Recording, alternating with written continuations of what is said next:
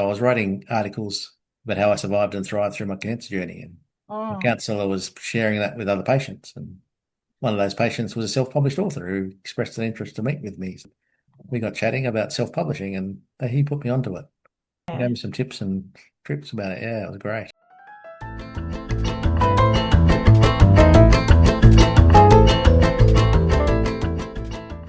Hello, everybody, and welcome to Unfiltered Voices, the podcast that is all about busting the myth that self-published is second rate.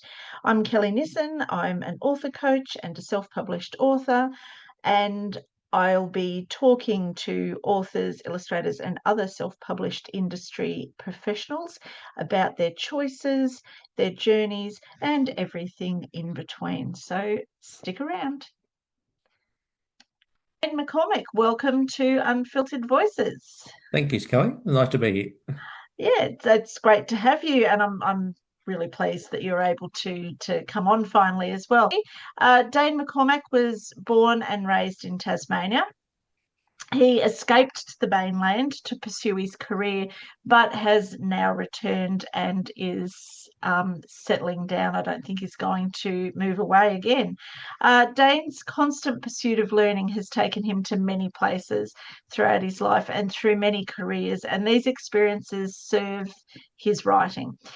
He's always enjoyed the written word, but his love of writing was reawakened as he explored how he survived and thrived through a recent cancer journey. After being given 24 hours to live several times and losing his long term memories, Dane set out on a mighty quest to find them using the written word and lots of family history research along the way. This process emphasized just how important history is because it made him who he was, which helped him survive and thrive. This is why he writes history with a personal connection. Um, Dane, your first book, Exiled to Exalted, is a creative historical non-fiction that focuses on your great great great grandfather. Is that the right number of greats, or did I I miss think one? so. Yeah, okay. His great great great grandfather, James McGee. But the story is so much more than a biography. So, Dane, can you tell us more about Exile to Exalted and your ultimate reason for writing it in the way that you did? Well, there's a long story behind that, of course, Kelly. Yes. But yes, it's about my great grandfather, James McGee, who's my mother spent decades searching for who his parents were and where they lived. All we know he was a 14-year-old bricklayer's labourer from Coxsworth Park. Mm. So writing my own autobiography emphasised that we are who we are because of where we lived. So I Mm. thought I'd explore where he lived his life, and that would give us further clues about who his parents were and where he might have come from. And yeah, certainly did that. Yeah, and it's a huge journey, isn't it? I Yes, remember when we were talking about your book back when it was still being written, you would go down one path and you'd find some information that ultimately led you somewhere you weren't expecting to go, and then somewhere else from there, and then, correct. You never know what you're going to find when you dig into history and what it's going to tell you. And yeah, and family history, like it's a whole skill set in itself, I think, isn't it? Just correct. knowing where to look and which paths to pursue, and then sorting out, is this the information I need, or is that about somebody else? So very rewarding though in the end, I think, because Yes, you're able to make a lot of personal connections in that you walked in almost the footsteps or walked a very similar path to your great great great grandfather yes, in because many we're products ways. of our environment and those skills get passed down through the generations. Yeah. So let's go all the way back. Your bio suggests that you've always been a writer, but can you step us through what it was that actually inspired you to start writing seriously, um, that is for publication? Yeah. In primary school, I used to write stories and everyone would tell me to keep going, but I never did. Mm. Yeah, well, I did have an interest in it before my brain injury, but I don't have much memory of it. But it was Yeah. treasurer of the ACT Writers Centre, for instance, and Oh, okay. I don't think I actually wrote anything. But yeah, the publication journey. So when I was in hospital, my father unfortunately contracted and died of cancer down Mm. here in Tasmania while I was up in Canberra. But luckily, the year before, I'd organised his 80th birthday and made a Dane McCormack family reunion, and I did a photo book of his life story. Yeah, and I'm so glad that I did that. And I got up and made a speech, and I celebrated his life when I could, because we just never know, do we? No, exactly. So, and that's something like I've known you for a while now. I didn't know that. I think that's really important. Documenting family history and documenting your parents' lives and your grandparents' lives as well, Yes. because as you said, you don't know what's around the corner, and if you miss that opportunity, you may not have it again. So I thought I should be doing something for my mother before she passes away. So I Yeah, started doing a similar thing for her when the irony of creating a photo book for a lady who hated having a photo taken wasn't lost on me. So I thought, what else can I do? like, I thought, yeah, yeah, writing about James is perfect tribute for her. yes, and as you said, she spent a long time trying to find out Yeah. more information about him and who he was and what had happened and everything. So The it's more all a tribute to your mother and a legacy for her and for yourself as well. correct. We know that you find inspiration in historically important locations and events that you personally resonate with or that you have a personal connection to. And there's been many of those, but what's been your most unexpected source of Yeah, inspiration? there's been many. And Yeah. disability was one of the interesting ones. The Mm. history of disability, yeah. Oh, okay, tell me more about that. I'm disabled due to the brain injury, but Mm. 20 years ago I'd have been thrown in an asylum, kind Yeah, of forgotten about. But exactly. So, yeah, so I think in terms of inspiration, looking into that history from your personal viewpoint is what makes what you do quite unique, I think, isn't makes it? it more interesting, yeah, for the Yeah, reader and the writer. Yeah, absolutely. So, I mean, if you've made that personal connection, then other people will make that connection as well. yes, I think that a sign of great writing is if the reader can also see themselves in absolutely. part of your journey And it's so nice when people tell you that they can. and it only needs to be one little point of connection too, doesn't Yep, it, that correct. yeah, that makes it important. That must be, I think, probably the most satisfying thing. Yes. Self-publishing, so we know, and you know in particular, what a long road that is.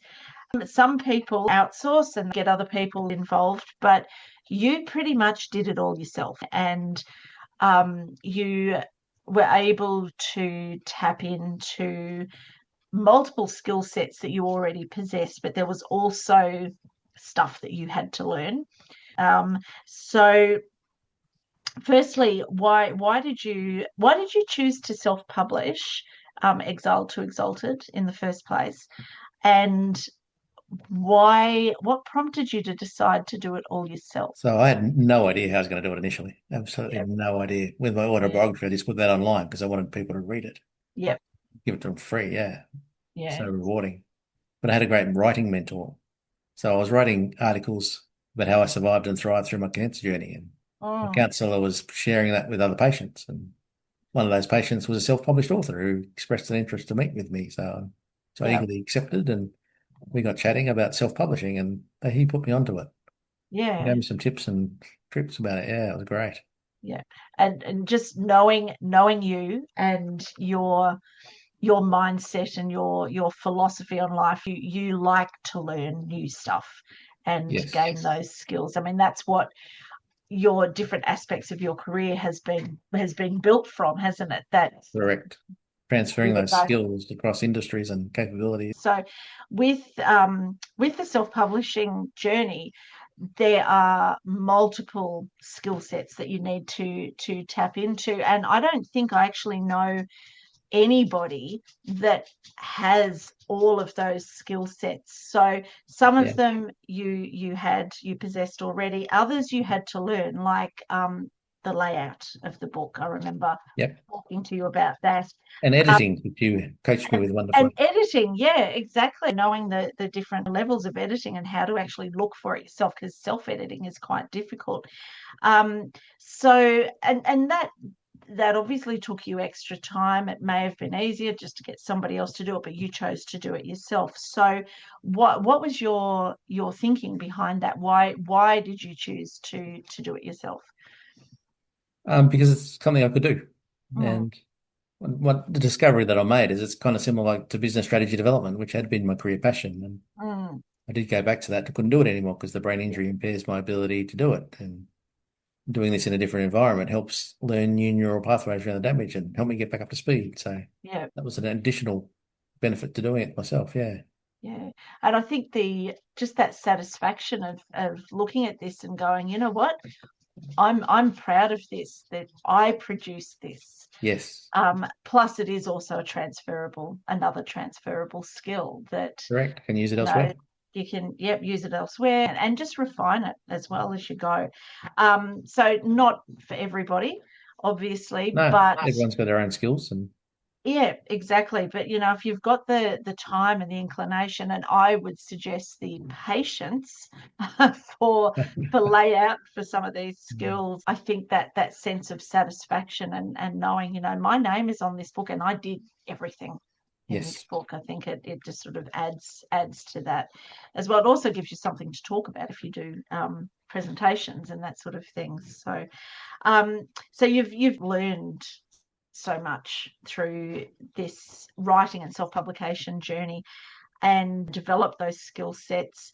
So if we can just tap into that for a sec, what advice would you pass on to aspiring writers who are contemplating whether or not to self-publish, but they're still not 100% sure if they should? Yeah, to seek advice, to Mm, find people who've done it before and ask them and just yes. get tips from different people. Yeah. Increase your skill set, and I think being open to learning new things, and like you said, seeking advice, asking those questions. There's no shame in saying None. to somebody, "Hey, I don't know how to do this. I need help." Because at the end of the day, it's going to benefit what you do. So you write history through places that personally shaped you. Um, if a reader followed you for one perfect day in your book, the book of your life, where would you take them and why would you take them there? Take them to my hometown, Latrobe, where it all started, because there's just so much history in Yeah, that little town. yeah. Yeah. And just walk them around. Is there anything in Yep. particular in Latrobe that you would show them? So much. All the old buildings and what happened where and when and yeah, Yeah, I know. Old buildings are fascinating, I think, aren't they? correct. Um, there's so much history that they hold. If only the And walls could talk. exactly, yes, I think just standing and or sitting and wondering, what's around this corner, who else walked around this corner before me? And learning Is that's amazing. Yeah, and I think that fascination and that sense of wonder is what makes you a good writer, and particularly if you're looking at writing historical fiction or historical non-fiction or whatever, is that sense of curiosity, I Take the think. reader on that journey with you. Yeah, Allow them to walk with you rather than just telling them what it was like, I think, correct. which again is exactly what you do in Exiled to Exalted. Um, so from Tasmanian kid to factory floor to boardrooms to author, your experience, your career has been a huge arc. Um, if your life had a movie trailer voiceover, what would that opening line be? I have no idea. I think you just said it though. You did a pretty good job right there, Kelly. Yeah, it is, and it is that almost, isn't it? From this is your trajectory. I can't say that word. I'm going to have to delete that out. Journey. That's your journey. It's your arc. And it's almost like I look at Exile to Exalted, um, and knowing it as well as I do, it would make the most amazing movie. And you almost, need a tagline for that. This is not only James's journey, but what's in that story is your journey of discovery, isn't it? Yes, And discovery of family, but also more discovery of self. correct. What your thinking and your philosophy about the writing process, or the way that you see or view the writing process, is that it takes you on amazing journeys of discovery and recovery. Um, can you pin down the most amazing discovery that you've made through your writing? It's hard to pin down a certain one, but Mm, one of the big ones that I found was that the Black Line started marching just 1 month after he arrived in Tasmania. wow. Yeah. And he was then transported to a free settler in the Midlands of Tasmania where the Black Line marched. And there's a pretty good chance that he went through it as he was being escorted to his new master. And that must have been pretty scary for him. Yeah, absolutely. So, Exiled half around the world as a convict and then seeing his new masters hurting people like animals. Holy moly. yes, yeah. And it is hard to sort of put yourself in that position, I You think, isn't can't. it? To, Yeah. Yeah. to imagine what he saw and what he thought as well Yeah. is, Because we don't know what he saw or what he yeah, thought. exactly. So, and yeah, just on that, I mean, this was one of the things that we discussed when you were writing. You want to tell the complete story, but you don't have the complete story. You don't want to embellish things either, No. which is where we sort of came around to you injecting some of your story into James's story as Yeah, well. correct. So, and it is difficult. I mean, you weren't writing historical fiction. You were telling a story, but it was still very much non-fiction, and that Yeah. line between fact and fiction really can't be blurred in And I those made that very clear when yes. Yeah, I know. I remember we talked about whether or not we'd fictionalize it, and you were quite adamant that it wasn't going to happen. So you have a lot of projects on the go, as well. What are you working on at the moment? Well, the main one is the history of Latrobe, my hometown. Yes, It's yeah, a small regional town these days, but back in the 1800s, it was the third biggest in Tasmania. yes, yeah. And you do talk a little bit about that in Exiled to Exalted. So you've really taken that thread, I think, haven't you? And just Yeah. expanding on that. So is this going to be a coffee table book? Is it going to be quite large? Yes. Yes. It started out as a short story. Like, hang on a minute, this is a book. I love that. Actually, that is true. It's like one little story from your hometown. It sparks again. It's that Yep. historical research, and this story leads to this story and leads to this story, and then all of a Yep. sudden you've got an encyclopedia. You might need to do a couple of volumes, perhaps, maybe. I don't know. Yeah, and so that's what you're currently working on. You're doing a few other things as well. Are you Yes. working with groups of writers? Is that did I confuse you with somebody else? No, I'm doing that as well. So I Yeah, started a writers group with the Family History Society of Tasmania. yeah, We meet once a month and we set homework exercises to go away write about an ancestor's home or a notorious ancestor or something similar, and yeah, come back and yes. read them, and it's really good. Through your own passion, for what you write and how you write it, you are inspiring others Well, their to work families are that as well. inspiring them. Yeah, their Yeah, families are inspiring them. But we're also going to self-publish a book. So back in 1933, there was a Back to Latrobe week. They yeah. invited all the old residents back, and they held an essay competition as well. And many of the early Latrobe pioneers wrote their stories of the early days of Latrobe. Yeah. And yeah, that's a treasure, isn't it? Oh my God. Yeah, that's amazing. So that's you making a collection of Yeah, oh wow. I'm going to have to make a trip over to Tassie. absolutely. I We'll take you think. for a tour. Yes, yeah, absolutely. But how excited would you be to find a story written by your great great great great grandfather? I know that would be absolutely amazing to do that. That could open up a whole can of worms. Really Correct. could that, yes.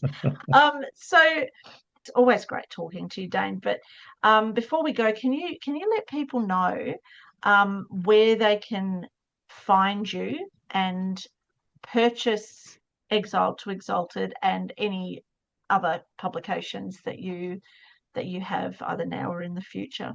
Yeah, it's all on my author website.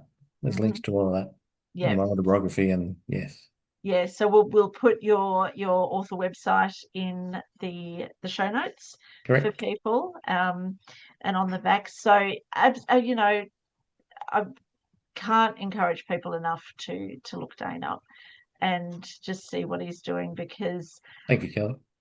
you inspire me, actually, and you make me. It's like I'm not a researcher, but I'm like, oh, I really want to dig into that and do that. It's like, oh my God, how many hours do we have in our day? Yep. Right. Anyway, thank you, Dane, so much, and I'd love to talk to you again when you've got your next publication ready to go Which one? as well. Which one? Anyone? We can have multiple conversations. All right. Thank you Thank you, so Kelly. much.